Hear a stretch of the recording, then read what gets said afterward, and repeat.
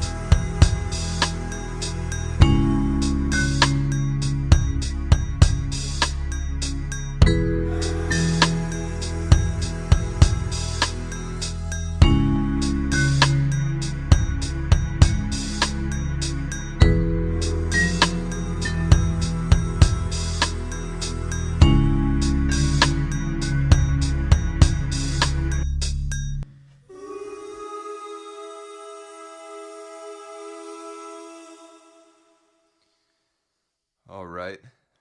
That was made with, once again, shouting out Akai. I really have learned to use this little Akai XR20 to the best of its ability. When I first got it, I didn't think I was going to be able to do that much with it, and now that I have a DAW that I'm learning, which is Ableton, shout out to Ableton too. Now that I'm learning Ableton and really being able to start incorporating sound effects and being able to mix it and learning that, because that's a whole different animal, and incorporate my piano as well and have a audio interface like Focusrite, which makes really pristine sound, and also have the ability, like I've said before, to have my room soundproofed is really such a gift, and I'm really grateful for that. So I wanted to talk about this episode, as I named my last episode pre-Europe. This is, you guys can guess, is going to be post-Europe. I was there for 10 days. I came back on April 28th. It is now May 1st. Happy May, as a matter of fact. And life's little instruction calendar tells us, take off your shoes and socks and enjoy the pleasure of feeling the warmth of where your dog has been lying. And I'm reading this book called Even Cowgirls Get the Blues. It's by Tom Robbins. Really quirky, wild book. It's a little bit dated, but it's just really eloquent writing, and it's very humorous. I won't divulge any of what the plot is about because it's quite eccentric. But basically, I was reading a little portion of it earlier on the train on my wonderful new edition of the Kindle, which is great to condense a lot of books into one data space. If you guys know and are familiar with the advent of the Kindle, it's absolutely fantastic. But anyway, I learned a little fact while I was reading this book, a little brief factoid, that blind catfish are the most receptive to earthquakes and actually can feel, and they can feel tremors up to around 4 weeks before earthquakes are even going to be on the seismic scale. So I thought that was pretty interesting. There was a whole little part of the chapter about the San Francisco earthquake, one that happened in the early 1900s. I think it goes by an official name, but that's slipping my mind at the moment. Just talking about San Andreas faults and that being more of a problem in California. So anyway, with that, I had an absolutely fantastic time in Europe. For any of you that are listening, if you haven't gone to Europe, if you have gone to Europe, either way, it's a very polarizing part of the world. There's a lot of countries packed into one sort of tight-spaced, a lot of borders, a lot of animosity, but also a lot of peace, I think. And I had this. I went into it with this stigma, and because people had told me that the French and specifically Parisians were going to be a little bit rude towards me, or if I didn't attempt to learn some phrases in French, or attempt to speak their language, that it was going to be more of a difficult time for me to get along there. So I learned. Je n'ai pas parlé français. I don't speak French. Je m'appelle Jacob. Excusez-moi. Bonjour. My French. You can tell my accent is very much not French at all. But I really didn't find Parisians to be abrasive or rude. They were actually very receptive. If we were employing Google Translate, trying to interpret a menu, they were very receptive and very understanding. I think I didn't really see that stereotype to be true, and I love when that happens, when stigmas are broken and you kind of get to see for yourself and kind of get to dispel rumors that you've heard, or you get to prove people wrong, and that was exactly what I did. So we started off by going to England first.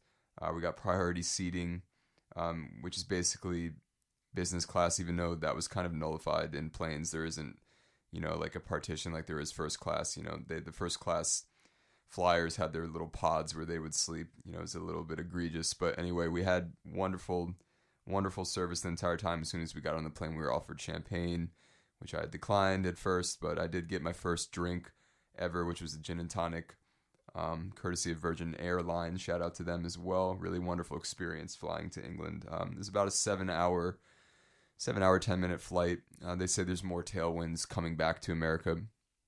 So going there was really smooth and really not a turbulent flight at all, but I'm very not apt to sleeping on planes. So I kind of just read a bunch. I didn't really watch any movies, but I just read and did some crosswords and listened to some music and wrote a little bit and just, bided my time. So when we got there, we took the Piccadilly line from Heathrow Airport all the way to Earl's Court, and we stayed on Nevern Road, which is not too far from the city. I'd say about 5 miles from the epicenter of London. And it was just really incredible. They drive on the different side.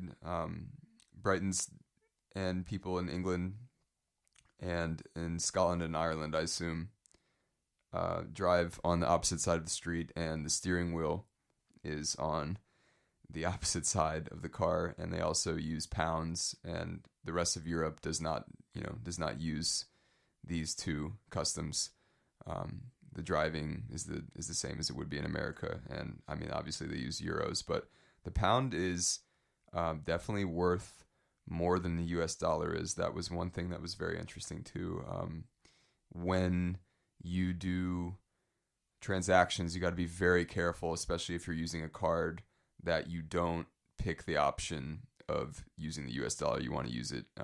You want to pick the option of using the US dollar in your bank account, because if you pick, there's two options usually on the card machines, and if you pick the pound, then it gives you two additional charges for transferring the money into pounds from US dollars, and it just gives you a lot of bank fees that you want to kind of circumvent if you can. So I thought that was really interesting to see how the money worked. I think aesthetically it's a lot more pleasing, to see the Queen or see different figures of English history on the money. And we stayed in an Airbnb, a wonderful little small terrace on the outside, leading in from the room that my parents stayed in, because I took this trip with my parents. And I wouldn't have wanted to take it with anyone else. It was really a wonderful experience. That's where my parents met, in Europe, and they had been wanting to take me for years. So finally that came into fruition, and we were able to do it. And it was just a really great experience from there. We started off the trip. We were very tired, a little bit lagged.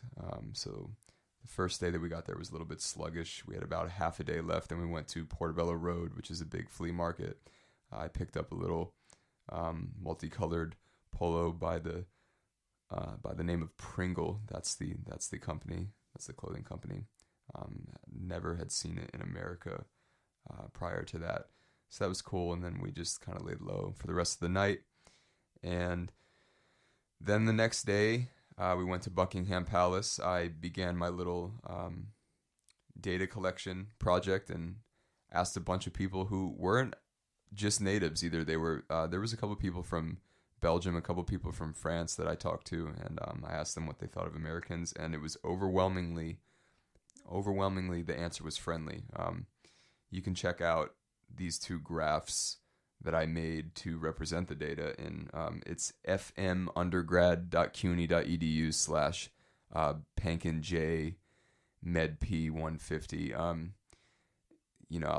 I'll maybe say that again at the end of the podcast. It's a bit of a difficult URL, but it was a really interesting experience. We went by Buckingham Palace, began to walk around London, did a little bit of a pub crawl, and just started to go around. And we went to Big Ben, which was unfortunately under construction, so you could only see the clock face. But we saw Parliament, we saw the Thames, and Westminster Abbey, which was fantastic. And around that area, there was a lot of protests going on.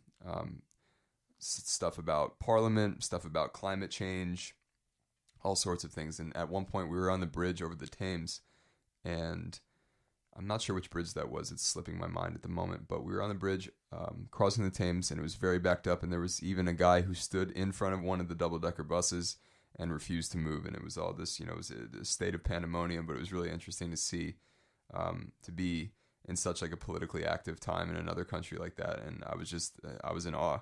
I took a lot of pictures. So I also experienced a little bit of the nightlife, and I'd say it's not much different than what you would find in New York in terms of if you were to go to a club or a bar. It's the same kind of sentiment. They play, international music. It's not, it's not music just confined to a certain region of rap in America. They play sort of like all dance hall music, sort of Afro-infused music, Afro-Cuban music, stuff like that, all sorts of stuff.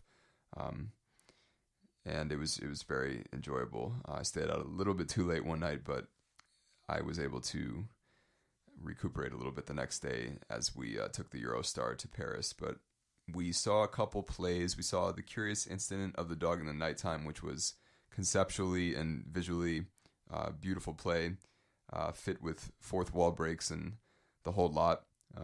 Very amazing acting. Very impressed. And before we saw that one night, we had pies. We had these little steak and mushroom pies. That's the one I had, at least. And just incredible beer. One thing I noticed about the beer as well, and pardon me if I seg you into a bunch of different topics at once.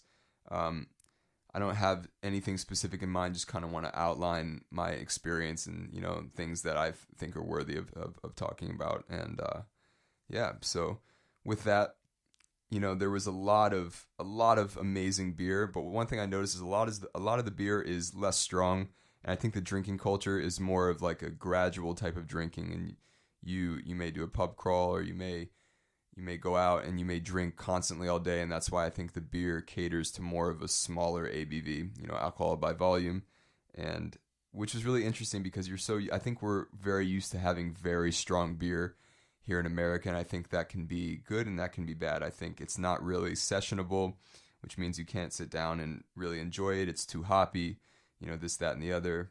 Like the international bitter unit is like off the charts, like up in the 50s or 60s. But I think a lot of these beers were really tasteful, and a lot of them were ales, a lot of them were lagers, Pilsner type beers, very, very blonde, very amazing color.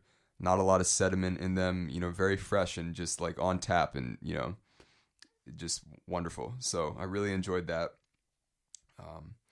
And the drinking age is 18, so that's also one thing I really agree with Europe. I do not know why it's 21 here, but